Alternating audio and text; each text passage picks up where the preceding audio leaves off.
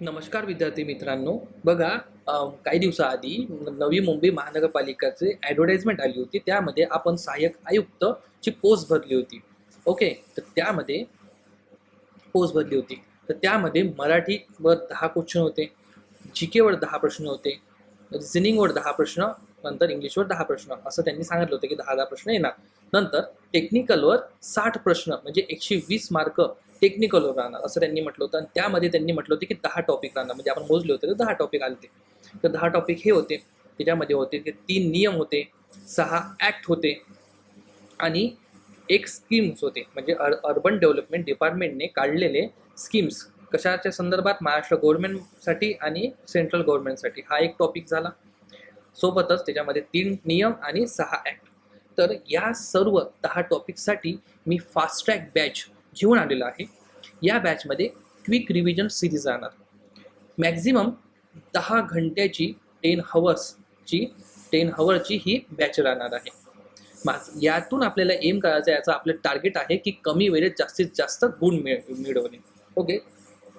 तर यामध्ये आपल्याला 10 ॲक्ट न म्हणता 10 टॉपिक काय काय राहणार आहेत हे बघू पहिले आपण. ते राहणार आहे जसे 3 नियम कोणचे, तर Maharashtra civil service general conditions of service rule 1981चा, नंतर Maharashtra civil service discipline and appeal 1979चा, नंतर municipal corporation solid waste management laws 2016चा. हे झाले आपले 3 नियम. नंतर येते 6 ॲक्ट कोणचे येते, तर महाराष्ट्र म्युन्सिपल कॉर्पोरेशन ॲक्ट 1949चा. नंतर येते Maharashtra regional and town planning MRTP act 1966चा. त्याच्यातले आपल्याला 51 ते 58 इतके कलम करायचे आहे. आणि हे कलम आपल्या बॅचमध्ये ट्रिकनुसार सर्व पाठ होऊन जाणार. त्याचा पण डेमो मी लावलेला आहे, बघू आपण.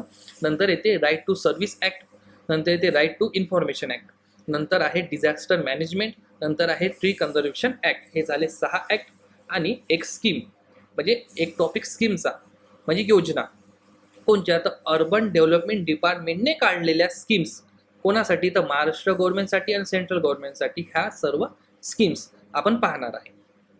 तर बघा, परीक्षा तोंडावर आलेली आहे. 10 ते 15 दिवस सुद्धा उरलेले नाही. जवळपास आता पुढच्या महिन्याच्या 1-1.5 हप्त्यात, सुरुवातीच्या 1-1.5 हप्त्यात मे चालू आहे आपल्याला, जूनच्या फर्स्ट वीकमध्ये होऊ शकते. ओके. तर 10 ते 15 दिवसात उरल्या जवळपास, किंवा कमी जास्त उरल्या, तर मी व्हिडिओ कधी बघता त्याच्यावर डिपेंड करते. तरी सुद्धा आपल्याला काय म्हणतो मी की डू ऑर डायची सिच्युएशन आहे. फॉर्म भरलेला आहे, इतके सारे ॲक्ट करायचे आहे. खूप मोठे ट्युशनवाल्यांनी मोठे लेक्चर्स टाकलेले आहे. इतकं सारं आपण कधी करायचं, त्यासाठी ही आपली बॅच आहे. तरी सुद्धा आपली वेळ गेली नाही आहे. बघा मी काय म्हणतो, तरी सुद्धा आपली वेळ गेली नाही आहे. या 60 क्वेश्चन म्हणजे 120 मार्कवर पूर्ण गेम आहे. जितके जास्त मार्क याच्यात राहणार ना, कारण की हे जे जेव्हा 10 ॲक्ट पाहतो ना, तेव्हाच आपल्याला वाटते की अरे इतके कधी होणार वगैरे वगैरे. तर 10 तासाची लेक्चर बघा आणि नोट्स वाचा बस. बघा, नोट्स जी आहे ना ती हस्तलिखित हँड रिटन नोट्स आहे, जी मी बनवली आहे. जसं हे प्रेझेंटेशन तुम्हाला दिसत आहे माझंवालं, तसं हे प्रेझेंटेशन सुटसुटीत असं दिसत आहे की हे 10-10 मार्क. बघा, हे 10-10 मार्क, नंतर टेक्निकल 120, नंतर इथून अशी रेष, हे 3 नियम, हे 6, नंतर हे कसं समजते पटकन. असं मी असं लिहिलं असतं की 10 आहे तर समजलं नसतं. आता आपल्याला समजते की 3 नियम आहे बा, 6 ॲक्ट आहे, एक स्कीम्सवर आहे टॉपिक. तर 10 तासाची लेक्चर बघा आणि नोट्स वाचा. नोट्स पण दाखवतो मी कशी राहणार आहे. नंतर 60 मार्क्स तुम्हाला मिळणारच. 60 नाही, म्हणजे मला म्हणायचं होतं की 60 क्वेश्चन्स तुमचे बरोबर येणार, म्हणजे जवळपास 50 ते 55 क्वेश्चन तुमचे या नोट्समधून बरोबर येणार. आता मी नोट्स इतकं काऊन जोड देत आहे, कारण की ही नोट्स मी कशी बनवलेली आहे, तर डोळ्यासमोर मूर कायदा ठेवलेला आहे, सोबत मार्केटमधील पुस्तक आणि नोट्स बाजूला ठेवलेले आहे, आणि PYQ बाजूला ठेवलेले आहे, आणि हे सर्व मिळून आपली नोट्स तयार केलेली आहे, ज्याच्यावरून नोट्स आणि सोबत लेक्चर राहणार आहे. बघा, नोट्सबद्दल मी आणखी सांगतो. नोट्स बघा, हँड रिटन नोट्स राहणार आहे. 10 टॉपिकचे हँड रिटन नोट्स राहणार आहे. डायरेक्ट लेक्चर व्हिडिओ राहणार आहे त्याच्यात, आणि हायलाइटेड त्या नोट्समध्ये हायलाइटेड पॉईंट्स राहणार आहे. हायलाइटेड पॉईंट्स असे डायरेक्ट तुम्ही ते पॉईंट्स पण वाचले ना, असे पाठांतर केले ते पॉईंट्स. सपोज समजत नाही आहे, समजून सुद्धा तुम्हाला ते पॉईंट समजत नाही आहे, तरी तुम्ही ते पॉईंट्स डायरेक्ट पाठ करू शकता की हो बा असं असं असं असं आहे, मी तुम्हाला दाखवतो. नंतर माइंड मॅप्स बनवले आहे. माइंड मॅप्स म्हणजे कसे काय, जसं ते स्मार्ट वर्क लिहिलेलं आहे त्याच्यावर असं मी रेश मारलेली आहे, याला म्हणतात माइंड मॅप्स. म्हणजे असं 3-4 ओळी न लिहिता आहे ना, 3-4 ओळी न लिहिता असं काही करून असे छोटे छोटे पॉईंट लिहून याला म्हणतात माइंड मॅप्स. नंतर इथे परीक्षाभिमुख घटक, जे परीक्षेला आपल्याला विचारायचे चान्सेस आहे ते सगळ्या गोष्टी त्याच्यात टाकलेल्या आहेत. नंतर आपली नोट जी आहे ती टू द पॉईंट आहे, टू द पॉईंटशीर आहे. ओके, काही भापट पसारा नाही, खूप सारं वगैरे नाही, जे आपल्याला लिहू शकते. आपल्याला जो खूप कमी टाईम आहे म्हणून IMP असं ज्यात मी सगळं घेतलेलं आहे. नंतर तुलनात्मक तक्ते केलेले आहे. तक्ते म्हणजे हा याला कम्पेअर हा असा मी ते टाकलेलं आहे. आताच आपल्या PDF मध्ये टाकले, ते पण दाखवतो मी. डेमो म्हणून दाखवले आहे. डेमो म्हणून मी 3 नियम घेतलेले आहे आपल्या आजच्या व्हिडिओमध्ये. ते तुम्ही डेमो नियम पाहू शकता की कसं आहे, कशी नोट्स आहे, कसं एक्सप्लेन केलेलं आहे. नंतर तुम्ही बॅच विकत घेऊ शकता. नंतर तुलनात्मक तक्ते आहे. फ्लो चार्ट्स आहे. फ्लो चार्ट्स म्हणजे फ्लो चार्ट्स हे असं, जसं आता मी फ्लो चार्ट्स असं त्याच्या खाली, नंतर त्याच्या खाली हे झाले फ्लो चार्ट्स, म्हणजे याच्यावरून त्याच्यावर असं याला म्हणतात फ्लो चार्ट्स. फ्लो चार्ट्स पण घेतलेले आहे जेणेकरून पटकन समजते. नंतर एक्झाम ओरिएंटेड आपला अप्रोच राहणार आहे. एक्झाम ओरिएंटेड आपला अप्रोच राहणार आहे. आपण काय केलेलं आहे, स्मार्ट वर्क केलेलं आहे. एक कायदा वाचतो म्हटलं ना, किंवा एक कायदा पाठ करतो म्हटलं किंवा समजून घेतो म्हटलं ना, तर एक दिवस कुठंच नाही गेला. एक दिवस कुठंच नाही गेला. आधी आपल्याला ते वाचावं लागेल, नंतर त्याचे पॉईंट बनवावे लागेल, नंतर ते पाठ करावं लागेल, समजून घ्यावं लागेल. त्यासाठी एक दिवस कुठंच नाही गेला.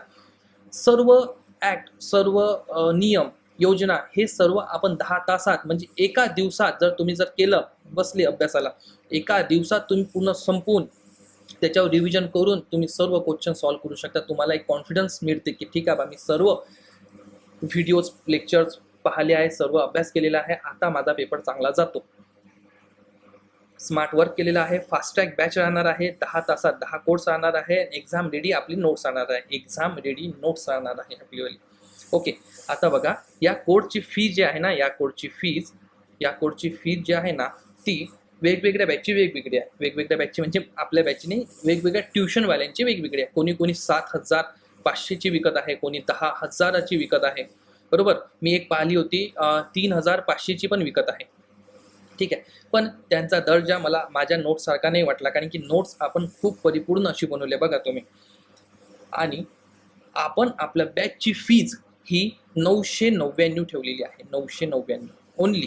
म्हणजे जर पाहतो म्हटलं ना, तर एक ॲक्ट म्हणजे पर ॲक्ट किंवा पर टॉपिक हा आपल्याला 100 रुपये पडणार.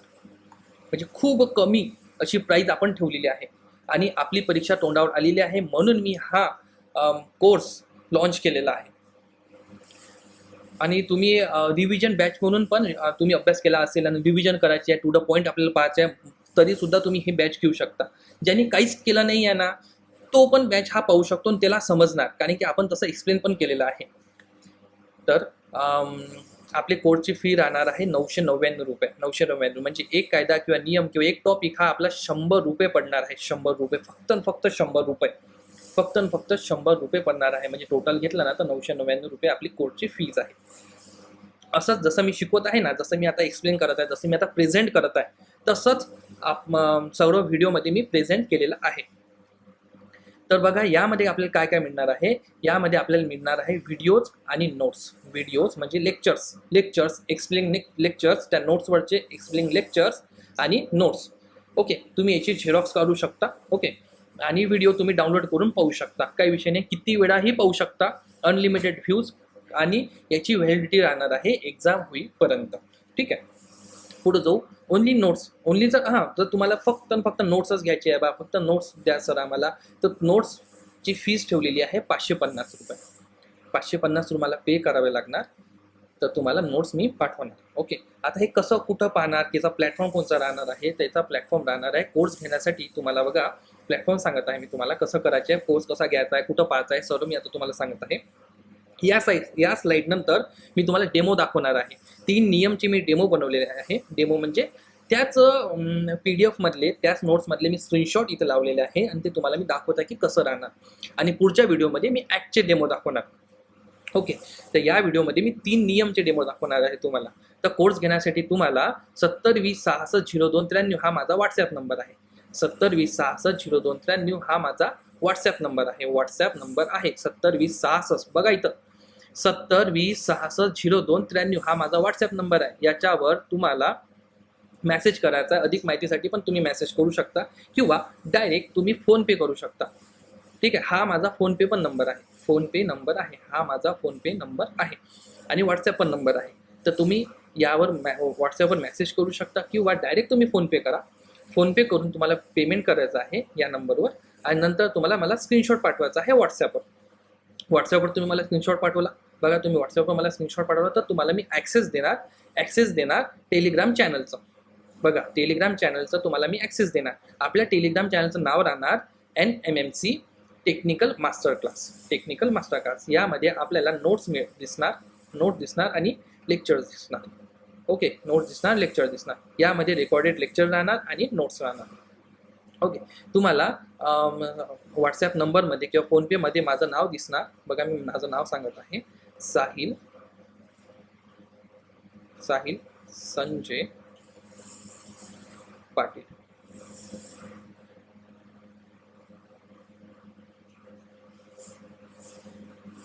साहिल संजय पाटील हे नाव दिसणार माझंवालं. हे नाव दिसणार फोनपेवर किंवा WhatsAppवर. तर तुम्ही सेव्ह करून घ्या नंबर आणि तुम्हाला बॅच घ्यायची असेल ना तर तुम्हाला डायरेक्ट फोनपे करायचं आहे. साहिल संजय पाटील हे नाव येणार माझंवालं. 7020660293 हे माझा नंबर आहे. याच्यात जसं तुम्ही फोनपे केलं आणि म्हणजे ऑनलाईन पेमेंट केला आणि त्याचा स्क्रीनशॉट तुम्हाला मला पाठवायचा आहे WhatsAppवर. तर मी तुम्हाला ॲक्सेस देणार टेलिग्राम चॅनलचं नाव राहणार NMMC टेक्निकल मास्टर क्लास. त्याच्यामध्ये रेकॉर्डेड लेक्चर्स राहणार. ओके. मॅक्झिमम 10 हवर्स म्हणजे 10 घंट्याचे मॅक्झिमम 10 घंट्याचे लेक्चर्स राहणार त्याच्यात आणि आपले नोट्स राहणार. म्हणजे तुम्ही एका दिवसात सर्व नोट्स किंवा लेक्चर किंवा मॅक्झिमम तुमची कॅपॅसिटी नसेल तर तुम्ही 2 दिवसात पाहू शकता आणि तुमचे सर्व कायदे कंप्लीट होऊ शकतात. विचार पण नाही करू शकत की आपण 10 तासात आपले लेक्चर कंप्लीट होत आहे. ठीक आहे. सर्व कायदे वगैरे सर्व नियम होत आहे. बघा डेमो लेक्चर दाखवतो मी की डेमो. ओके. तर डेमोमध्ये नोट्स दाखवत आहे मी की आपली अशी नोट्स राहणार जशी नोट्स दिसत आहे. बघा नोट्स अशी राहणार. महाराष्ट्र नागरिक सेवा. आता पहिली नोट्स आहे ना, हँड रिटन नोट्स ही माझी आहे, म्हणजे मीच लिहिलेली आहे. तर यामध्ये मी दाखवत आहे तुम्हाला की पहिला नियम डेमो म्हणून पहिला नियम दाखवत आहे की महाराष्ट्र नागरिक सेवा शिस्त व अपील नियम 1979. हा झाला आपला हे झालं नाव नियमचं. कशाचं? महाराष्ट्र नागरिक सेवा याचा आहे शिस्त व अपील नियम 1979. याच्यामध्ये एकूण नियम आहे 30. शेवटचा नियम आहे 31 आणि भाग आहे यामध्ये 7. सर्व एकूण एक डिटेल मी लेक्चरमध्ये किंवा PDF मध्ये लिहिलेलं आहे. काही टेन्शनची गोष्ट नाही आहे. फक्त इथं डेमो म्हणून छोट्या गोष्टी किंवा कसं राहणार, कशी नोट्स राहणार हे मी तुम्हाला सांगत आहे. ओके. तर हे जे आहे ना हे एक नियम आहे, हे 2 नियम आहे असं. एक नियम आहे नाव प्रारंभ आणि दुसरा आहे व्याख्या असं आहे. ते मी स्क्रीनशॉटमध्ये येऊन गेलं तसे ते सर्व मी असं एक सोय लिहिलेलं आहे. नंतर बघा हे झालं दाद मागण्याची प्रक्रिया. हे बघा असं मी एक्सप्लेन केलेलं आहे. यामध्ये काय झालेलं आहे की असं कुठंच नाही आहे ॲक्टमध्ये किंवा हे आपल्याला समजण्यासाठी हा बॉक्स बनवला आहे. याला म्हणतात बॉक्स. मी जसं तुम्हाला म्हणत होतो की बॉक्स बनवला आहे, कंपॅरिझन केलेलं आहे, मॅन माईव्स बनवले आहे ना, फ्लो चार्ट्स बनवले आहेत. तर त्याच्यातलं एक उदाहरण की असं हा बॉक्स बनवला आहे. या बॉक्समध्ये काय म्हटलं आहे की बघा मी तुम्हाला एक पार्श्वभूमी सांगतो की यामध्ये नाही का शिस्त आणि अपीलमध्ये काय झालं आहे गव्हर्नमेंट कर्मचारीवर है ना, सरकारी नोकरीवर अधिकाऱ्यावर हे होते काय होते शिक्षा झाली, चौकशी झाली. ठीक आहे. ते सगळा पार्ट आहे. तर त्याच्यावर शिक्षा झाली. तर शिक्षा झाली ना किंवा काही पण झालं, शिक्षा झाली, निलंबन झालं है ना, तर त्याला अपील करता येतं का हे वेगवेगळ्या नियमात दिलेलं आहे. तर मी काय केलं आहे ते नियम ते एक्सप्लेन केलेलेच आहे. पण तरी एक रिव्हिजन म्हणून इथे बॉक्स बनवला आहे. आणि हा सगळे नियम मी जेव्हा लेक्चरमध्ये लेक्चर रेकॉर्ड झालेले आहे माझ्यावाले, मी टेलिग्राम चॅनलवर अपलोड पण केलेलं आहे. तर त्याच्यात नाही का मी एक्सप्लेन केलेला आहे नियम आणि त्याच्यानंतर हा बॉक्स बनवला मी स्वतः असा. आणि त्याच्यावर कसं तुम्हाला मग रिव्हिजन होणार की समजणार अच्छा असं रिव्हिजन म्हणून. तर बघा आदेशाचा प्रकार. आदेश कशाचा आला आहे? निलंबनाचा आदेश आलेला आहे. गव्हर्नमेंट कर्मचाऱ्यावर. ओके, तर त्याला अपील करता येते का? तर अपील करता येते. कोणाकडे करता येते? तर नियुक्ती प्राधिकाराच्या वरिष्ठ अधिकाऱ्याकडे, वरिष्ठ अधिकारी असतो ना त्याच्याकडे आपल्याला अपील करता येते जर निलंबन झालं असतं तर. नंतर आहे शिक्षा. जर त्याला शिक्षा झाली असेल ना, शिक्षाचा पण महत्त्वाचा नियम आहे, तो पण पाहू आपण ॲक्टमध्ये. तर जर त्याला शिक्षा झाली असेल ना, तर त्याला अपील करता येते त्याला अपील कुठे करता येते? नियम 5 मध्ये सर्व शिक्षांना लागू आहे. जितकीही शिक्षा आहे ना, त्याला कोणतीही शिक्षा होऊ दे, त्याला अपील करता येते, हे म्हटलेलं आहे. त्याचं एक्सप्लेनेशन आहे त्याच्या व्हिडिओमध्ये. नंतर पदोन्नती नाकारणे. तर पदोन्नती नाकारणे जे आहे ना, त्याच्यावर त्याच्या विरुद्ध त्याला अपील करता येते काय? तर अपील करता येते. हो, तो अपील करता येते. जर ज्येष्ठता डावलली असेल तर त्याला अपील करता येते. नंतर आहे राज्यपालाचा आदेश. खूप महत्त्वाचा आहे. राज्यपालाच्या आदेश विरुद्ध त्याला अपील करता येत नाही. अपील करता येत नाही. पाठ करून घ्यायचा, कानाला खडा लावून घ्यायचा असा की बा राज्यपालाच्या आदेश विरुद्ध अपील करता येते का? बा नाही करतायत, कारण की राज्यपालाचा आदेश हा अंतिम व बंधनकारक असतो. बघा, ठीक आहे. नंतर येते मध्यंतरीचे तांत्रिक आदेश. मध्यरात्रीचे तांत्रिक आदेश. तर बघा, याच्या विरुद्ध आपल्याला अपील करता येत नाही. चौकशी पूर्ण होईपर्यंत तिथं थांबावे लागते, हे म्हटलेलं आहे. याच्यापेक्षा चांगलं मी डिटेलमध्ये एक्सप्लेन. इथं कसं आहे, मला 3 करायचे आहे एक्सप्लेन, 3 नियम करायचे, म्हणून थोडंसं फास्ट घेते. तिथं मी थोडंसं स्लोमध्ये घेतलेलं आहे. एकदम स्लो नाही घेतला आहे, मीडियम लेवल घेतले, कारण की आपल्याला 10 तासात कमी टाईममध्ये सर्व टॉपिक्स आपल्याला कव्हर करायचे आहे, कारण की आपली परीक्षा तोंडावर आलेली आहे म्हणून. आणि कमी टाईममध्ये पण झालं पाहिजे, कारण कसं आहे, कोणाकोणाला काय वाटतं माहिती आहे काय? आता मलाच असं वाटते की बा यार, एका ॲक्टसाठी मी 4-4, 5-5 तास देऊ आहे ना, आणि त्याच्यातून आउटपुट निघणार नाही निघणार, पेपर समोर आलेले आहे ना. तर मला असं वाटते की बा, माझं स्वतः सांगतो मी, मला असं वाटते की बा जर ओलीची नोट्स भेटत असेल, आपली छोटीशी नोट्स भेटत असेल, तर मी ती पटकन वाचतो आणि त्याच्यातून मला आउटपुट जास्त मिळू शकतो, असंही असते. आणि परीक्षा वेळ आल्यावर ना आपल्याला असं वाटते की छोटं कमी टाईममध्ये काहीतरी मिळू दे बा, आणि पटापट माझं रिव्हिजन होऊ दे. तर त्यासाठीच मी हे बॅच आणलेली आहे. नंतर याच्यातलंच बघा, आता मी दाखवतो तुम्हाला. याच्यातलंच महाराष्ट्र नागरिक सेवा शिस्त व अपील नियम 1979 मधला 25 आणि 25 नियम, जसा मी याचा तक्ता बनवला आहे तसा. बघा, जर 25 नियम पहिले शिकलो असतो आणि नंतर 25 नियम शिकलो असतो ना, तर आपण कन्फ्युजन झालो असतो. तर त्यासाठी मी कंपॅरिझन केलेलं आहे की 25 आणि 25 मध्ये. ठीक आहे, तर बघू आपण. नियम 25 मध्ये काय आहे? तर रिव्हिजन आहे, रिव्हिजन. आणि 25 मध्ये काय आहे? तर रिव्ह्यू आहे, रिव्ह्यू, पुनर्विलोकन. ओके, तर रिव्ह्यू हे पाठ करायचं आहे. 25 मध्ये रिव्हिजन, 25 मध्ये रिव्ह्यू, 25 मध्ये रिव्हिजन, 25 मध्ये रिव्ह्यू. म्हणा माझ्या मागे 25 मध्ये रिव्हिजन, 25 मध्ये रिव्हिजन, 25 मध्ये रिव्हिजन, 25 मध्ये रिव्ह्यू, 25 मध्ये रिव्ह्यू, 25 मध्ये रिव्ह्यू. तर बघा, तर आता काय झालं याची पार्श्वभूमी सांगतो मी. शिक्षा झाली आहे त्या कर्मचारीला, जे पण त्याने दोषी झाला असेल ना तो, तर त्याला शिक्षा झाली, कंप्लीट झाली, चौकशी झाली, चौकशीनंतर त्याला शिक्षा झाली. तर शिक्षा चालू होती त्याचीवाली. त्याच्यानंतर जर राज्यपाल आणि वरिष्ठ अपीलीय प्राधिकारी हे जर चौकशीच्या वेळेस है ना, रेकॉर्डमधील कायदेशीर त्रुटी किंवा अपुरी शिक्षा त्याला झाली असेल ना, अपुरी शिक्षा किंवा कायदेशीर त्रुटी असेल, तेव्हा राज्यपाल आणि वरिष्ठ अपीलीय प्राधिकारी हे रिव्हिजन करू शकते. स्टडी केसवर, त्या केसवर ही रिव्हिजन करू शकते. ओके, आणि कधीपर्यंत करू शकते? तर 6 महिन्यापर्यंत करू शकते.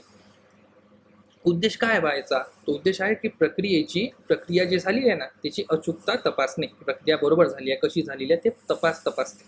ओके, प्रक्रिया कशी झालेली आहे ते तपासणे, हा त्याचा उद्देश आहे. ओके, आणि 25 मध्ये काय दिलेलं आहे?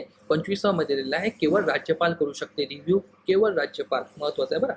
रिव्ह्यू केवळ राज्यपाल करू शकते, प्राधिकारी केवळ राज्यपाल. 25 मध्ये नवीन आणि महत्त्वपूर्ण पुरावा उपलब्ध झाला. नवीनच पुरावा उपलब्ध झालेला आहे, नवीन एव्हिडन्स त्यांच्याजवळ आलेला आहे. शिक्षा झाली आहे, कर्मचाऱ्याला शिक्षा झालेली आहे, पण नवीन एव्हिडन्स आलेला आहे किंवा यार काहीतरी मागं पुढं झालं, एव्हिडन्स आलेला आहे, नवीन एव्हिडन्स आलेला आहे. तेव्हा राज्यपाल रिव्ह्यू, त्या केसवर रिव्ह्यू करू शकते. आणि जी रिव्ह्यू असते ना, ते कोणत्याही वेळी करता येते. बघा, कोणत्याही वेळी विशेष परिस्थितीत करता येते. आणि याचा उद्देश आहे नवीन सत्याच्या आधारे न्याय देणे. नवीन सत्य आलं ना, नवीन पुरावा आला, तर नवीन सत्याच्या आधारे न्याय देणे. बघा डबल एकदा कम्पेअर करू. 25 आणि 25. 25ला म्हणतात रिव्हिजन, 25ला म्हणतात रिव्ह्यू. 25 मध्ये जे आहे ना ते रिव्हिजन कोण करू शकते, तर राज्यपाल वरिष्ठ प्राधिकारी अधिकारी करू शकते. रिव्ह्यू जे आहे ना फक्त राज्यपाल करू शकते. आता हे रिव्हिजन कधी होते, जेव्हा कायदेशीर त्रुटी असली आणि अपुरी शिक्षा असली.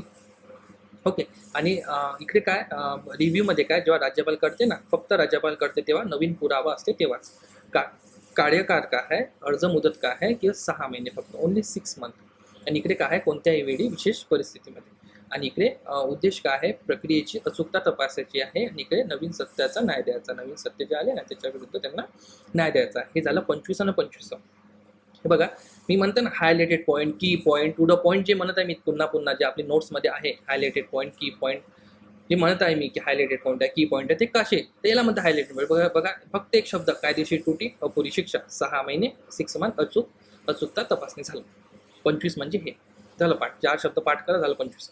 तसं रिव्ह्यू म्हटलं तर केवळ राज्यपाल, नवीन पुरावा, कोणत्याही वेळी आणि सत्याचाच नाही. हे झाले शब्द, हे झाले पाठ करायचं. झालं 25. अशी टू द पॉईंट नोट्स बनवलेली आहे. आणि व्हिडिओमध्ये पण चांगलंच एक्सप्लेन केलं. डायरेक्ट तुमचा पाठ होते, व्हिडिओ कंप्लीट झाला तुमचं सर्व पाठ, असं केलेलं आहे. नंतर आता बघू दुसरा नियम. दुसरा नियम महाराष्ट्र नागरिक सेवेच्या सर्वसाधारण शर्ती. हा नियम आलेला आहे 1981 मध्ये. ओके, 15 ऑगस्ट 1981 मध्ये. हे पण पाठ करून घेतलेलं आहे व्हिडिओमध्ये. ठीक आहे. तो पहिला नियम आहे नाव आणि प्रारंभ, ॲज युजल. हे स्क्रीनशॉटमध्ये आलेलं आहे. मला दाखवायचं आहे तुम्हाला 23, नियम 23 याच्यामधला नियम 23, सेवेच्या सर्वसाधारण शर्तीमधला नियम 23 दाखवायचा आहे. बघा नियम 23 मध्ये आहे धारणाधिकार निलंबन. धारणाधिकार काय, निलंबन. धारणाधिकार म्हणजे एक साध्या सोप्या भाषेत सांगतो की अधिकार, त्या पदावरचा अधिकार. कर्मचारी, सरकारी कर्मचारी किंवा कोणताही कर्मचारी, सरकारी कर्मचारीचा त्या पदावरील अधिकार, धारणाधिकार, जो अधिकार कर्तव्य असतो तो अधिकार, त्या अधिकाराचं निलंबन होत असते. तर कधी होत असते बा ते सांगू राहिलं. तर बघा निलंबन होत असते ठराविक काळासाठी निर्माण झालेल्या पदावर. जर ठराविक काळ म्हणजे लिमिटेड टाइम पिरियडसाठी एक पद तयार झाला आणि त्या पदावर परमनंट जॉबवाला व्यक्ती आला, म्हणजे त्या झालेल्या पदावर कायमस्वरूप आहे ना, कायमस्वरूपाला नेमणूक झाली, तर कायमस्वरूप नेमणूक झाली तर आता ते पद गेलं, कारण की ठराविक काळासाठी होतं. मग त्याचंही तो निलंबन झाला, असं म्हणजे त्याचा अधिकार गेला ना, त्या पदावरचा त्याचा अधिकार गेला, कारण की ठराविक काळासाठी निर्माण झालेलं पद होतं, ते पद तर गेलं, तर त्याचा अधिकार पण गेला. हे दिला 1 मध्ये. त्याच्यातला 2 पॉईंट आहे आणि त्याच्यातला 3 पॉईंट. 2 पॉईंट पण खूप, 3 पॉईंट पण खूप. तिसरा पॉईंट आहे जर एखाद्या कर्मचाऱ्याची जर बदली झाली. बघा बरं काय म्हणून समजून घ्या. एखाद्या कर्मचाऱ्याची बदली झाली दुसऱ्या डिपार्टमेंटमध्ये आहे ना, बदली झाली आणि 3 वर्षाच्या आत जर तो सेवानिवृत्त होत असेल, 3 वर्षाच्या आत, लक्षात ठेवा शब्द हा पॉईंट, म्हणजे 3 वर्ष, लक्षात ठेवा की 3 वर्षाच्या आत सेवानिवृत्त जर होत असेल तर तो निलंबन होत नाही. बघा अशा पद्धतीची नोट्स बनवली आहे. बघा किती सुंदर, असं म्हणजे पटकन अशा ओळी वगैरे नाही लिहिलाय की बा असं नाही लिहिलंय. बघा किती सुंदर, असं म्हणजे पटकन समजते. बघा हे जसं मी आता हे 3 पॉईंट लिहिले. जर असं असेल ना तर असं होणार, असं आहे ते. जर हे पॉईंट असेल ना तर असं. ठीक आहे. आणि आता पुढचं आपण हे मी एक्सप्लेन केलं असतं, पण आपला जो टाइम थोडा मला वाटत आहे व्हिडिओ मोठा होणार, म्हणून मी पुढच्या नियमकडे येतो पटकन. सॉलिड वेस्ट मॅनेजमेंट 2016चा आणि सॉलिड वेस्ट मॅनेजमेंट 2026चा. आता हा 26 काय, तर 26 हा लागू झाला 1 एप्रिल 2026 मध्ये. लागू झाला 1 एप्रिल 2026 मध्ये. बघा मी काय म्हणतो, लक्ष द्या आता. 1 एप्रिल 2026 मध्ये. आधी काय झालं तर 2002 म्हटलं होतं. बघा मी काय म्हणतो, हे शुद्धीपत्र आलेलं आहे, शुद्धीपत्र नवी मुंबई महानगरपालिकेचं. ठीक आहे. तर आधी जो सिलेबस आला ना त्याच्यात 2002 होतं. ओके. त्यांनी काय नंतर आलं 1 तारीख म्हणजे जानेवारी महिन्यात 2026 जानेवारी महिन्यात त्यांनी म्हटलं की 2002 नको वापरा बा, 2016चा नियम तुम्ही अभ्यास करा. 2016चा नियम तुम्ही अभ्यास करा असं त्यांनी म्हटलं होतं. आता हा 1 तारखेला आलता, म्हणजे जानेवारी महिन्यात आलता. 4थ्या तारखेला म्हणजे 4थ्या महिन्याला हा नवीन नियम पारित केला सरकारने. ओके. त्याचं तर शुद्धीपत्र नाही आलं की बा तुम्ही 2016च्या जागी 2026 अभ्यास करा, पण 2016 मध्ये अपडेट केलेला आहे. आता मला सांगायचं असं आहे की आपण 2016च अभ्यास करू, कारण की आपल्याला त्यांनी असं शुद्धीपत्रामध्ये म्हटलं आहे की 2016च करू, 2016च करू, 2016च ऍक्ट करू. पण 2016 आणि 26ला पहिल्या पेजमध्ये पहिल्या स्लाईडमध्ये आपण 2016ला आणि 2026ला कम्पेअर करू की 2016मध्ये काय आहे आणि 2026मध्ये काय आहे, जेणेकरून जर 2026 मधला एक जरी प्रश्न आला 2026 वर तर तो आपला सुटणार कारण की आपण 2026चा पण अभ्यास केलेला आहे आणि 2016चा पण अभ्यास केलेला आहे. बघा आता मी कम्पेअर केलेलं आहे, हे कम्पॅरिझन आहे, हे 1 पॉईंट हा 1 पॉईंट हा 2 पॉईंट हा 2 पॉईंट असं बक्षेने बनवले मी, रेषाने मारल्या, पण तुम्ही समजून घ्या हा कम्पॅरिझन आहे. 2016 बद्दल इथं खाली लिहिलेलं आहे, इथं 2026 बद्दल लिहिलेलं आहे. तोच पॉईंट, जसा कचरा वर्गीकरण इथं पण कचरा वर्गीकरण, इथं वाहतूक तर इथं पण वाहतूक. तर हे चांगले 9 पॉईंट आहे, ते मी तर फक्त 2च पॉईंट घेतलेले आहे, बाकी पॉईंट तुम्हाला आपल्या बॅचमध्ये किंवा आपल्या नोट्समध्ये मिळणार. ठीक आहे. तर आहे कचरा वर्गीकरण. कचरा वर्गीकरण 3 प्रकार आहे. कचरा वर्गीकरणाचे किती आहे? 3 प्रकार. 2016 नुसार कचरा वर्गीकरणाचे पॉईंट आहे, कचरा वर्गीकरणाचे प्रकार आहे 3 आणि 2026 नुसार कचरा वर्गीकरणाचे प्रकार आहे 4. ओके, पहिले 3 होते, अपडेट करून एक 4 करून टाकलं. पहिले काय होते? 3 होते, अपडेट करून काय केलं? 4 करून टाकलं. ओके, पहिले किती होते? 3 होते, पहिले 3 होते, आता 4 करून टाकलं. 2026 मध्ये 4 केलं कचरा वर्गीकरण. आता कचरा वर्गीकरण म्हणजे कसं काय बा? तर कचरा वर्गीकरण म्हणजे कचरा जो असते ना, टोटल कचरा सपोज, तर त्या टोटल कचऱ्यामध्ये ओला कचरा वर्गीकरण वेगळा करणे, सुका कचरा वेगळा करणे आणि घरगुती घातक कचरा वेगळा करणे. ओके, नंतर आणि 2026 मध्ये काय आहे? 2026 मध्ये 4 प्रकार दिले, 4 प्रकार झाले. 4 आता कोणचे बा? तर ओला, सुका, घातक कचरा, ओला, सुका, घरगुती, घातक कचरा, ओला, सुका, घरगुती, घातक कचरा. आणि चौथा पॉईंट काय नवीन ऍड केलं हे लक्षात ठेवा. काय नवीन ऍड केलं बघा, नॉन कंपोस्टेबल सॅनिटरी कचरा हा ऍड केला. चौथा वर्गीकरण नॉन कंपोस्टेबल सॅनिटरी कचरा, चौथा. ठीक आहे. नंतर वाहतूक बघा, दुसरा पॉईंट आहे वाहतूक. असे 9 पॉईंट आहे बघा, इथं तिसरा दिसत आहे असं स्क्रीनशॉटमध्ये, असे पूर्ण केले, ते पूर्ण आपल्या कोर्समध्ये दिसणार. ठीक आहे. इथं फक्त डेमो सांगत आहे की कसं आपली नोट्स आहे ना, कसं मी त्याच्यावर एक्सप्लेन केलेलं आहे. तर आहे दुसरा पॉईंट आहे वाहतूक. वाहतूक काय होती? 2026 मध्ये तुम्ही जेव्हा वाहतूक करत होते, कचऱ्याची वाहतूक करत होते, कोणतं तरी प्राधिकरण है ना, महानगरपालिका कचऱ्याचं वाहतूक करत होतं ना, महानगरपालिका कचऱ्याचं जेव्हा वाहतूक करत होतं ना, तेव्हा मिश्र कचरा नेला जात असे. मिश्र कचरा म्हणजे ओलाही आहे, त्याच्यात सुकाही आहे आणि घरगुती पण आहे. ठीक आहे. मिश्र कचरा नेला जात असे. बघा 2016 मध्ये. 2026 मध्ये काय म्हणते की केवळ वर्गीकृत कचरा स्वीकारला जाईल. मिश्र कचरा नेला ना तर दंड होईल, दंड. वर्गीकृत कचरा म्हणजे कसा का बा? ओला वेगळा, सुका वेगळा, घातक वेगळा है ना, सॅनिटरी कचरा वेगळा. हे वेगवेगळे करूनच तुम्ही वाहतूक करू शकता कचऱ्याची. जर सोबत मिश्र म्हणून केला ना तर तुम्हाला दंड होईल. हे झालं डेमो सॉलिड वेस्ट मॅनेजमेंटचं. ठीक आहे. मी पुन्हा एकदा तुम्हाला सांगतो की आपण आपली बॅच कशी घ्यायची आहे. तर बघा, तुम्हाला या 7020660293 7020660293 हा माझा व्हॉट्सॲप नंबर आहे. कॉल करू नका प्लीज. ठीक आहे. कारण की व्हॉट्सॲप करा, मला असं वाटते व्हॉट्सॲप नंबर आहे, ते या व्हॉट्सॲप नंबरवर मेसेज करा. ठीक आहे. मेसेज करा प्लीज, मेसेज करा. मी लायब्ररीमध्ये येऊ शकतो, मी कुठं येऊ शकतो, तर तुमचा कॉल मी उचलू शकणार नाही. त्याच्यामुळे तुम्ही व्हॉट्सॲप करा मला. ठीक आहे. मी व्हॉट्सॲपवर तुम्ही मला मेसेज टाका, मी तुम्हाला त्याच्यावर रिप्लाय देतो, सगळ्याची रिप्लाय देतो, काही विषय नाही. तर व्हॉट्सॲप नंबर आहे, या व्हॉट्सॲप नंबरवर मला मेसेज करा. किंवा आता तुम्हाला प्रेझेंटेशन सर्व समजलेलं आहे, तुम्ही डायरेक्ट मला या नंबरवर फोनपे करू शकता. हा नंबर जर फोनपेमध्ये टाईप केला ना तर माझं नावच दिसते. नाव बघा, नाव काय आहे, नाव लिहायचं राहिलं त्या स्लाईडमध्ये. साहिल संजय SANJAY, नंतर इथे पाटील. साहिल संजय पाटील, साहिल संजय पाटील, साहिल संजय पाटील.